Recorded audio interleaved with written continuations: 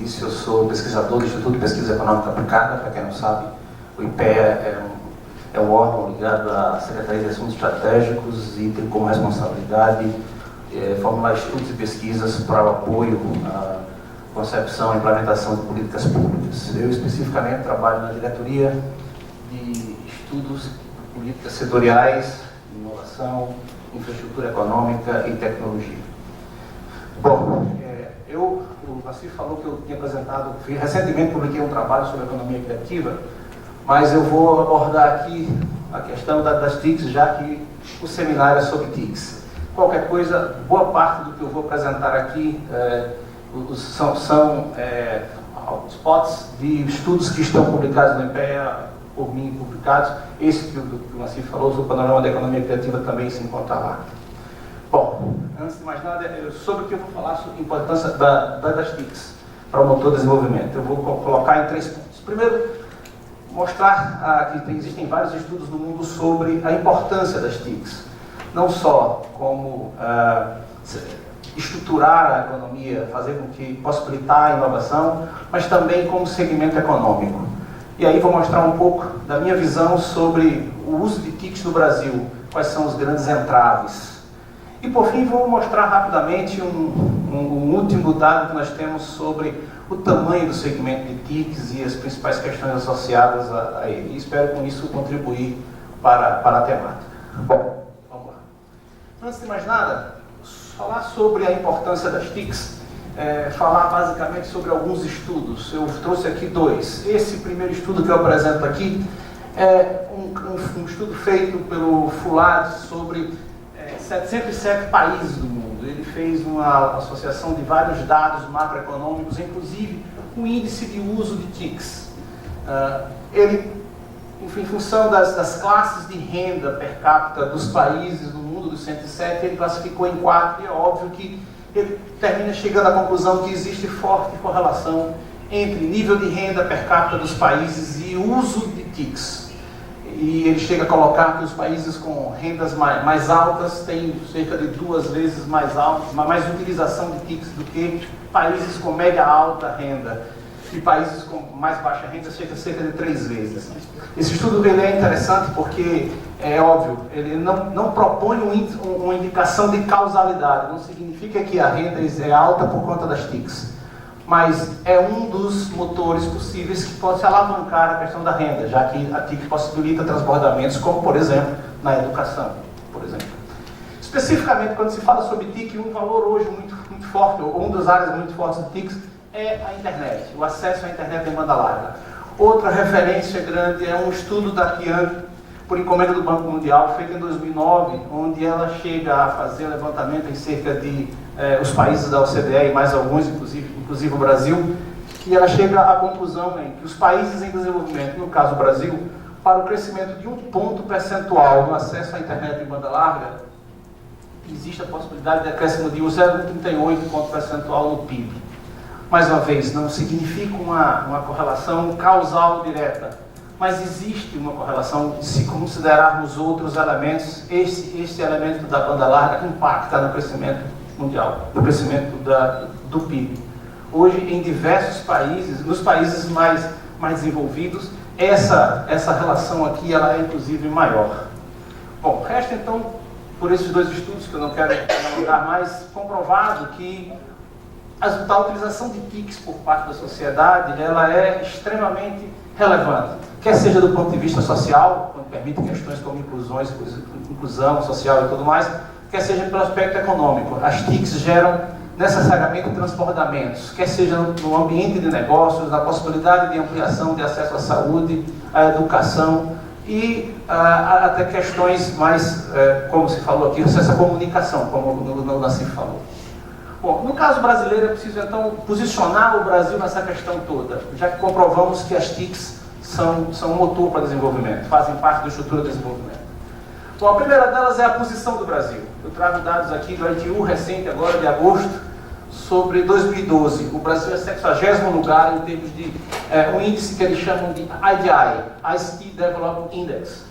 Esse índice ele é composto basicamente de três perspectivas. A primeira dela, 40% do índice é composto por variáveis associadas o uso, acesso a hardware, a software, a possibilidade da sociedade, das empresas, dos indivíduos de acessarem software e hardware. Os outros 40% tem a ver com acesso básico à internet. Acesso à internet compõe a disponibilidade, a qualidade, a abrangência e coisas desse tipo. Por fim, os outros 20% tem a ver com a fruição. A fruição é a capacidade do indivíduo de utilizar-se da internet, quer seja para consumir informações ou outras questões, dados, quer seja para produzi-las. Então, neste índice, só para ter uma ideia, a Coreia tem mais do que o dobro do nosso IDI. O nosso é 4,72, quase o dobro, né? A Coreia tem 8,56. Mas se a gente vai comparar, nós somos a 7ª economia do mundo, se nós vamos começar a comparar com países que economicamente têm o mesmo porte e geograficamente têm um porte parecido, por exemplo, eu cito 3 aqui, a Austrália, o Canadá e a Federação Russa, para citar só 3, eles estão muito à frente de nós. Então, o nosso IDI ainda é muito baixo. Nós estamos abaixo de países da América Latina como Argentina, Chile, Colômbia, bom, por aí vai. Essa é uma indicação de que um dos graves problemas da nossa utilização e da nossa, talvez, a ausência de um mau nível de utilização de TICs no Brasil tem a ver com, talvez, um pouco com a questão da infraestrutura. Mas, como eu falei, são três indicadores importantes: sobre acesso à tecnologia em si, hardware, software, sobre acesso à internet e sobre a capacidade de fruição. É por isso que nós temos esse resultado. Um outro indicador importante sobre a utilização de TICs no Brasil tem a ver com um outro indicador do ITU, que ele pega cerca de 161 países, ele utiliza os preços de serviços de telefonia fixa, banda larga, telefonia móvel e acesso à banda larga, por exemplo. E, baseado nesses preços, ele calcula, utilizando o PIB a preços pareados per capita dos 161 países, ele ranqueia qual é o gasto médio mensal de um indivíduo em relação a gastos de telecomunicações, colocados os 4 serviços mais importantes. E aí o Brasil fica na 93ª posição. O nosso percentual de PIB gasto com serviço de telecomunicação no Brasil, em média, é 4,1%. Necessário para ter os serviços. Tá? Não significa que o indivíduo consiga efetivamente gastar, ou fazer uso. Se nós compararmos novamente com esses países, com a Austrália, Canadá, e eu faço questão de colocar essa questão da dimensão geográfica, não só do aspecto tamanho, da dimensão econômica, porque ela importa muito. Não adianta nós nos compararmos com, por exemplo, Espanha. É um país muito menor. Os problemas geográficos, o esforço necessário para o investimento é muito menor. Então, isso aí um pouco para dar uma ideia de qual é a nossa posição. E aí eu começo talvez a desvendar algumas questões de porquês em relação a outra questão. Bom, eu vou apresentar aqui 3 informações básicas em relação a uma pesquisa que o CGI, o CEPIC, todos devem conhecer, o Comitê Gestor da Internet, faz já há bastante tempo com domicílios e com empresas. Eu vou trazer duas informações sobre empresas e uma informação sobre domicílios. A primeira delas é uma informação importante: 98% das empresas da pesquisa que o CGI faz durante já vai 5 anos, responderam que fazem uso do computador, 98% das empresas.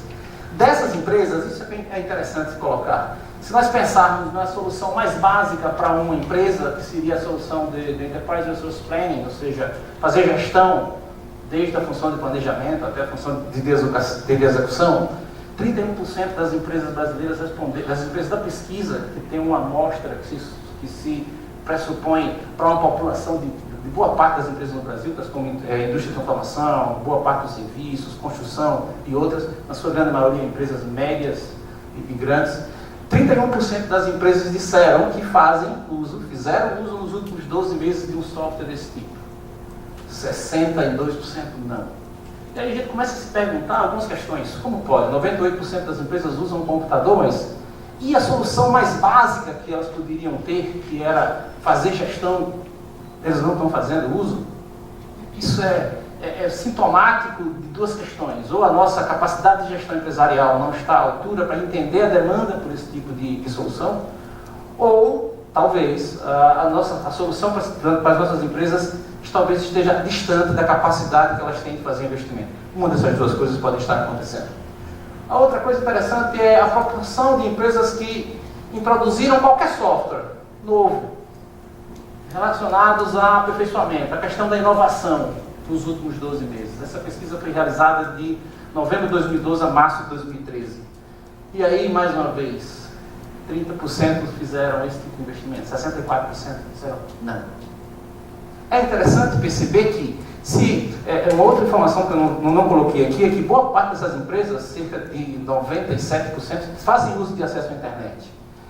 Então, tem alguma coisa que talvez explique esse problema. Nós temos a infraestrutura chegando nas empresas, eu não estou falando do mercado de domicílios, mas elas não fazem uso da TIC como ferramenta de gestão, que é talvez o uso mais nobre do ponto de vista empresarial. Bom, por fim, em relação a TIC domicílios, a proporção de usuários de internet por classe social que acessam a internet, né, de 2008 a 2012, mas eu vou me concentrar em 2012. Nós pensarmos aqui, 94% das pessoas da classe A disseram usuários de internet. Mas se pensarmos em classe C, a nova classe média brasileira fica um pouco da B, quase toda C, um pouco da D, 47% dessas pessoas só têm acesso à internet. Isso é importante perceber, porque se estamos falando de mercado para TICs, agora para domicílios, essas pessoas que poderiam ser mercado consumidor de ferramentas, de aplicativos para TICs, elas estão fora do mercado, na medida em que aplicativo individual hoje passa necessariamente por aplicativo móvel, ou por soluções e aplicativos móveis. E essas pessoas estão fora do mercado. Então, aí sim, aqui o serviço de telecomunicações impacta diretamente. Bom, colocado essas questões, só mais uma questão importante, até para dizer um pouco como as políticas públicas no Brasil precisam ter consistência na direção que precisa ser implantadas. Isso aqui é a densidade de acesso. A densidade de acesso é medida pela ITU em termos de número de acessos por proporção de 100 habitantes. Isso aqui é Brasil 2012, tá, pessoal? Estou usando dados, confrontando dados do IBGE e dados da Anatel. 10.05 é o dado do Brasil. Mas tem um fato grave nesse quadro, que é como nós temos patamares diferentes. Enquanto na região norte nós temos 3,23, no nordeste 4, no centro-oeste 8, obviamente, no sudoeste 14,59, 12,26. O que termina dando uma média de 10. Dois aspectos são importantes. O primeiro deles, vamos comparar com o resto do mundo. A média da OCDE é 26. Nós estamos a 10. Quantidade de acessos por cada 100 habitantes. Então, mais uma vez, alguns países, Canadá 32, Austrália 25, ou seja, nós estamos muito distantes. A nossa política pública tem que ver no sentido de ampliar este mercado. E aí algumas pessoas confundem, talvez, o mercado de telecomunicações com o mercado de telefonia.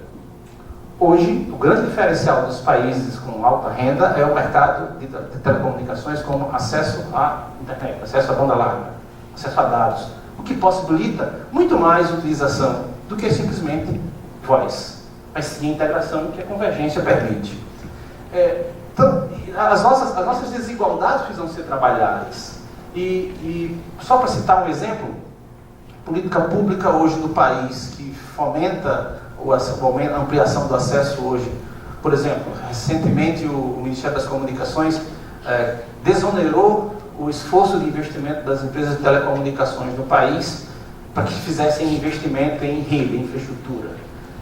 Só que, como não há um direcionamento para regiões que precisam, o que termina acontecendo é que elas vão fazer, é natural isso, vão fazer investimento onde elas acham mais interessante.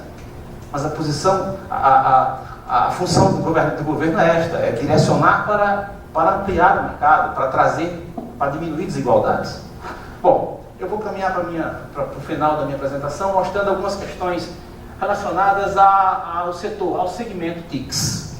Antes de mais nada, eu preciso contextualizar uma coisa, nós não somos mais um país industrial, já faz algum tempo. 68% do PIB brasileiro, dado de 2011, são serviços, para o bem e para o mal. 72% das ocupações formais desse país hoje são serviços, também para o bem e para o mal. E aí eu pego o segmento de serviços e aí eu começo a analisar, óbvio, aqui estão todos os serviços principais, os serviços prestados à família, por exemplo, que é o que tem o maior número de empresas, né? São pequenos negócios aí, a boa parte dos serviços brasileiros, 99% são pequenas, micro e pequenas empresas. Até transportes, passando por atividades imobiliárias, serviços. Essa classificação é a classificação do IBGE, pessoal. Eu coloco três grandezas aqui para a gente entender um pouco. Obviamente, valor adicionado, pessoal ocupado e número de empresas. A relação entre valor adicionado e pessoal ocupado, não sei se fica claro para vocês, tem a ver com produtividade. Se eu dividir o valor adicionado, a capacidade de produção dessas empresas pelo pessoal, eu tenho a produtividade do trabalho dessas pessoas. Obviamente fica muito claro que serviços de informação e comunicação, que são 3,05 do PIB em 2011, a produtividade, o valor adicionado é muito maior do que o pessoal ocupado, que dá a maior produtividade. É a maior produtividade do setor de serviço. São serviços intensivos em conhecimento, são as pessoas são melhor remuneradas, são as empresas mais produtivas. É óbvio, em relação a todas as outras, mas infelizmente esse segmento não é o maior segmento. E para que nós possamos fazer esta migração, essa estrutura produtiva em outros países, como a Coreia, a Alemanha, por exemplo, essa estrutura aqui é muito maior, tanto em pessoal ocupado como em valor adicionado. Então, é importante ressaltar que nós temos muito espaço para criar, para aumentar. Só que isso não se consegue fazer sozinho, ou seja, o segmento não vai se ampliar só, na medida em que ele é um segmento que atua, tem um nível de implicação muito grande com os demais segmentos da economia. Por exemplo, para que esse segmento amplie-se, é preciso que as empresas, que são os maiores demandantes, por exemplo, passem a utilizar mais de serviços, de software, de hardware, para suas operações. Que as pessoas, que os indivíduos possam utilizar estes aplicativos na sua vida, nas suas relações sociais e educação e por aí vai. Bom, mas eu vou ampliar um pouquinho o serviço de informação e comunicação, porque isso é muito largo, é muito grande. Se nós pegarmos o serviço de informação e comunicação, obviamente nós temos telecomunicações, que é o maior valor adicionado, não tenha dúvida, o serviço de telecomunicações é a maior atividade deste segmento. Tecnologia da informação, aqui eu tenho as empresas de software, diversos tipos de empresas de software, empresas de hardware, eu tenho serviços, por aí vai. E aí tem também edição integrada, impressão e a parte de agência de notícias. Mas é interessante perceber que não é o maior valor adicionado, consequentemente não é a maior produtividade, mas é quem mais emprega os serviços, a parte de TICs pura, né? TI pura, hardware, software, aplicativos, serviços de rede, serviços de hospedagem, coisas desse tipo. Existe muita possibilidade de crescer. São 63% das empresas, na sua grande maioria, são micro e pequenas empresas, algumas startups, ou seja, com talvez um bom produto, mas que não conseguem fazer acesso aos mercados, aos usuários, aos clientes. Isso precisa também de uma certa intermediação para que isso possa ocorrer. Bom, e aí só para dar uma ideia de como isso aconteceu, como ocorreu dentro do serviço de informação e comunicação, o crescimento da valor adicionado e do pessoal ocupado de 2000 a 2009. Isso aqui são dados das contas nacionais, estão deflacionados. Efetivamente tem um crescimento de pessoal ocupado e de VO na última década, na década de 2000 a 2009, de mais de 50%. A produtividade, o valor adicionado um pouco mais, termina dizendo que tem um pouquinho de ganho de produtividade. Esse segmento cresceu bastante nos últimos 10 anos, mas ele pode e deve, pelas características de desigualdade do Brasil, pelas necessidades econômicas brasileiras, pode e deve crescer. Bom, eu vou encerrar fazendo algumas considerações gerais. Primeiro, o impacto da TIC na economia, das TICs na economia, não precisa mais de falar muito, já tem muita prova, tem muita comprovação. Acredito que hoje os estudos que eu vejo a academia fazendo está muito no sentido de medir o transbordamento. Efetivamente, qual é o transbordamento que existe quando você tem uma pequena cidade brasileira, a disponibilização de acesso, a educação para uso de TICs e coisas desse tipo. É esse tipo de medida que precisa fazer no Brasil. A outra questão é que o acesso da internet se constitui em um dos determinantes do crescimento das TICs no Brasil. É um dos pontos, digamos assim, de gargalo no crescimento das TICs no Brasil. Mas, mais do que isso, a estrutura produtiva da economia brasileira, o nível educacional e a renda, obviamente, influem, impactam tanto quanto o tamanho do mercado de telecomunicações. Aqui no mercado de telecomunicações, eu insisto, na segunda observação, eu falo sobre acesso à internet. O mercado de telecomunicação é bem mais amplo do que isso. Especialmente quanto a questões de intensidade do crescimento. A nossa estrutura produtiva, no serviço como na indústria, ainda é muito associada à intensividade de mão de obra, à intensidade de mão de obra. Nós precisamos mudar essa estrutura econômica no Brasil. Talvez isso aqui explique algumas questões como por que muitas empresas não utilizam os aplicativos, as ferramentas de gestão. Pode ser uma delas. Bom, e por fim, analisando as ações de políticas públicas que têm sido tomadas em relação à TICs no país, eu posso dizer nos últimos 30 anos até, a política pública tem sido muito inconsistente. Eu particularmente faço uma crítica terrível, feroz à questão da reserva de informática implantada em 84 e reimplantada, que criou seríssimos problemas de atraso na nossa economia, principalmente em relação à utilização de TICs. Mas, especialmente no segmento de software, a nossa política ela é inconsistente, a política pública é inconsistente. Eu vou citar um exemplo para encerrar minha fala. Há 2 anos atrás, os senhores devem ter visto notícias sobre a isenção tributária para que empresas chinesas viessem instalar aqui uma fábrica de tablets. Ora, segundo o estudo de Harvard, do preço do tablet, se nós considerarmos $100 o preço de um tablet, os chineses ficavam com 2,3% do valor do tablet. 26% do valor do tablet ficavam com a Apple.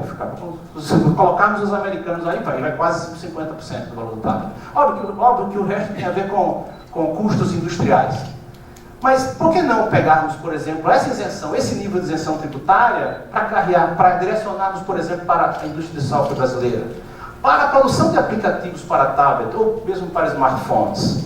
Mas não, nós tínhamos que fazer isenção tributária para trazermos fábrica de tablet para aqui. Possivelmente, nós todos aqui estamos dando uma contribuição para que uma empresa venha para o Brasil, se instale e tenha os seus ganhos, né? E o preço do produto continua sendo literalmente o mesmo. Bom, era basicamente isso que eu tinha para apresentar. Estou à disposição para questões.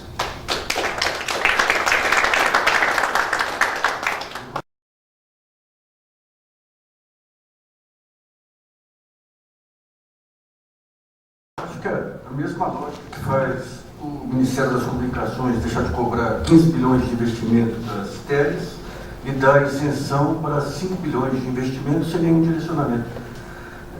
Essa questão das políticas industriais e das opções de políticas públicas aí mostra também que nós regredimos para aquela visão de gabinete, de política de gabinete, onde não entra, digamos, uma discussão integrada de inteligência nacional.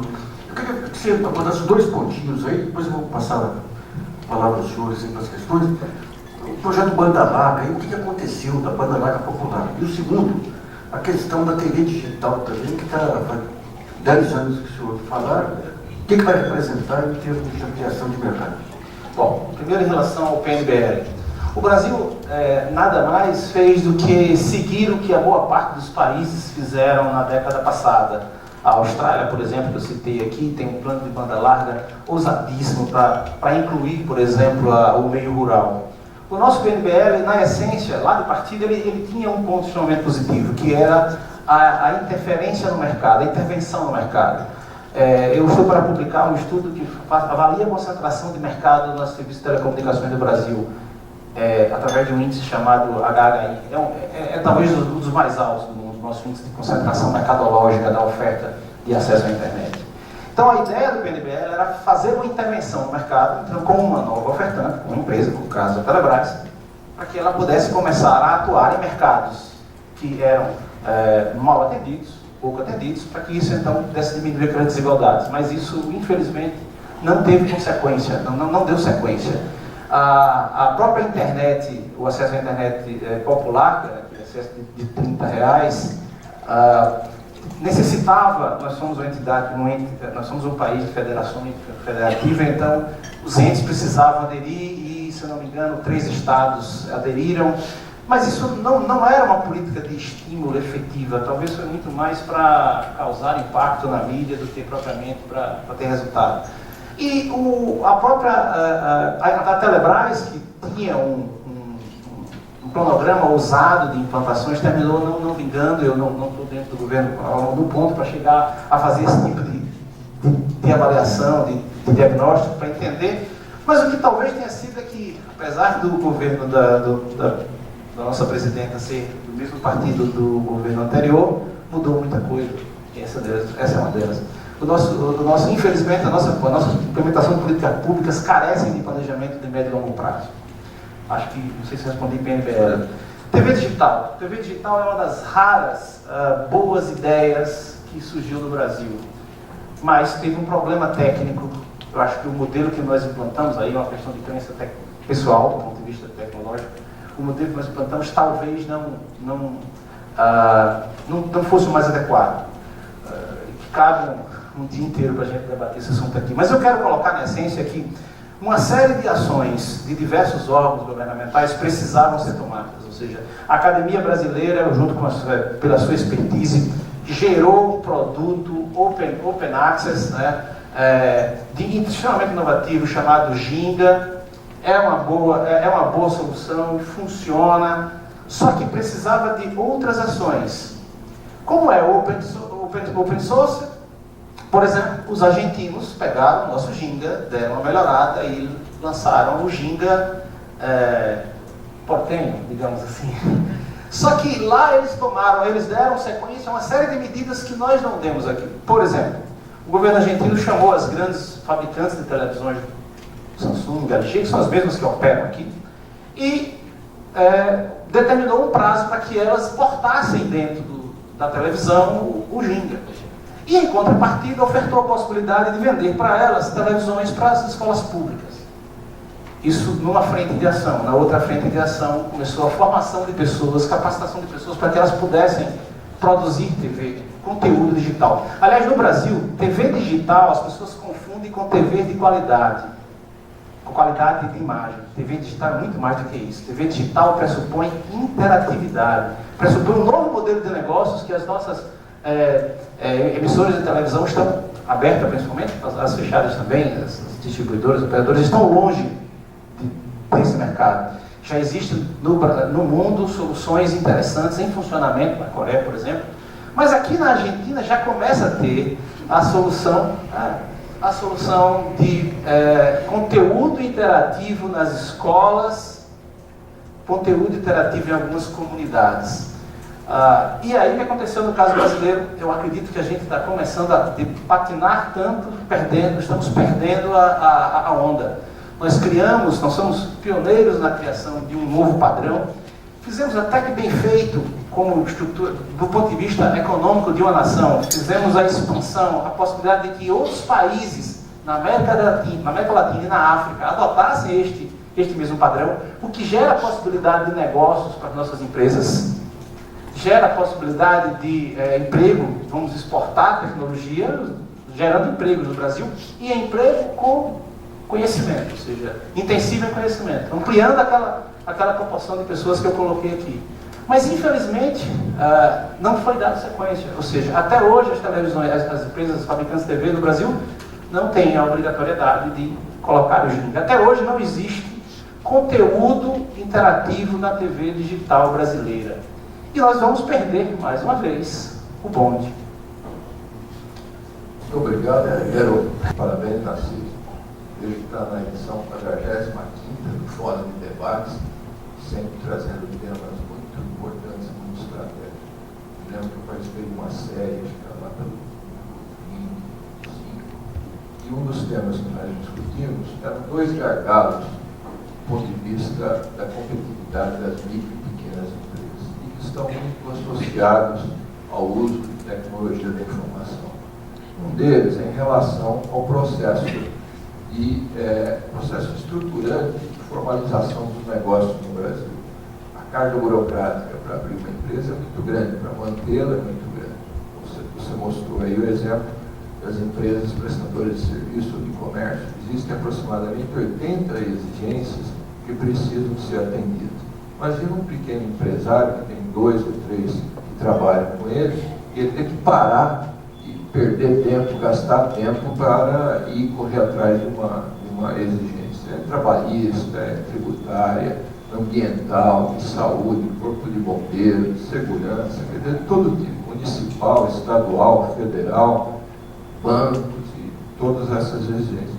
E a gente não percebe aquilo que poderia ter sido feito já há muito tempo. Existe lei, em 2006 foi aprovada a lei das micro e pequenas empresas, definindo um cadastro único, processo de abertura de empresas simplificado, quer dizer, trazer para uso da administração pública aquilo que eles já trazem, por exemplo, para as notas fiscais eletrônicas, o imposto de renda, a conexão entre bancos de dados, um ente da federação cooperando com o outro, né? E isso nas pequenas empresas não acontece. E outro item associado a esse é das compras governamentais. A própria questão que parece muito estratégica, quer dizer, nos Estados Unidos, o governo americano tem um programa, 30% eles compram da pequena empresa. Aqui no Brasil, aproximadamente 20%. Se o Brasil crescer nesse mercado, poderia ser um mercado de 45 bilhões a 50 bilhões ao ano, só para as pequenas empresas. Imagina, quer dizer, 50 bilhões ao ano fazendo uma política pública usando uma tecnologia, usando o acesso à informação para as compras governamentais. Eu gostaria que você, eu tenho acompanhado as publicações de pé, parabéns, João, pelo trabalho de vocês, e eu entendo que esses institutos fazem muito sentido para o Brasil. Nós já tivemos no passado períodos de planejamento melhor que nós temos hoje. Eu vejo aqui no estado de São Paulo, infelizmente, o movimento é contrário. Recentemente, o governo aqui estava fechando centros de estudos municipais, centros de informações, centros de gestão, quer dizer, escolas públicas, e isso eu acho que é muito negativo. O papel do Estado deve ser fundamental para planejar, porque senão ele não consegue executar, né? Então, eu quero cumprimentá-lo por ser um desses pesquisadores do IPE, que trazem muito orgulho aos seus colegas pesquisadores também que estão fora do IPE. Eu só queria lembrar que hoje, em termos de compras governamentais, o setor mais pulverizado, que poderia justamente dar essa baita alavancagem, é o Ministério da Educação, onde você tem um mercado amplo aí para a questão de TICs, aí, de educação à distância e tudo mais. Eu agradeço a parabenização. Só para complementar, algumas questões são na direção que você falou aí. Em relação a micro e pequenas empresas, realmente o nosso ambiente não é dos mais propícios, apesar de que hoje, não sei se vocês vão ver, saiu uma pesquisa sobre empreendedorismo do IBGE, lançada hoje de manhã, falando que nunca o índice de mortalidade das micro e pequenas empresas foi tão pequeno. Bom, na realidade, acho que a utilização de TICs por parte da população mais carente, por parte de micro e pequenas empresas, tem a ver com o serviço chamado de governo eletrônico. Boa parte dos serviços que você falou, que são necessários para que uma empresa se estabeleça, pode e deve ser produzido, deve ser realizado via utilização de tecnologia da informação e comunicação. O engraçado é que, tecnologicamente, na maioria dos estados e a União, tem condições de serem implantadas. É difícil de entender por que algumas coisas não são implantadas. Eu não sei se ganha mais quando as empresas, se as microempresas continuam micros ou coisa desse tipo. Não faço muita ideia sobre isso. Na realidade, em relação às compras governamentais, só uma coisa importante, a lei que foi editada em 2010, aliás, que deu garantia, que deu uma condição especial para micro e pequenas empresas, até com a possibilidade de 25% do preço maior, coisas desse tipo. Recentemente, uma colega no IPE lançou um estudo mostrando que ela não ganhou efetividade, ou seja, o mercado para micro e pequenas empresas antes da lei é o mesmo que tem hoje, ou seja, tem alguma coisa que talvez precise ser repensada. Essa semana que vem, acho que tem um debate sobre modificações na 123, a semana que vem, se salvo engano, na Câmara. Acho que tem uma mobilização, como o Nancy falou, é uma mobilização de micro e pequenos empresários, empreendedores, no sentido de aprimorar a lei. O fato é que muitos estados não conseguiram ou não aderiram à quantidade de questões que estavam previstas na lei. E aí, o Simples, que é o principal gargalo, né, que é a principal solução para micro e pequenas empresas, terminou sendo ineficaz em alguns aspectos. Você tem a adoção de sublimites em alguns estados, você tem substituição tributária, você tem uma série de questões que, de certa forma, não permitiram que o que estava colocado na lei fosse efetivamente implementado. Talvez esse seja um dos grandes problemas das micro e pequenas empresas no Brasil. Bom, então eu agradeço muito a sua exposição. A apresentação vai ficar disponível depois no nosso portal Brasilianas e daqui a alguns dias no vídeo também. Muito obrigado, foi muito elucidativo. Obrigado.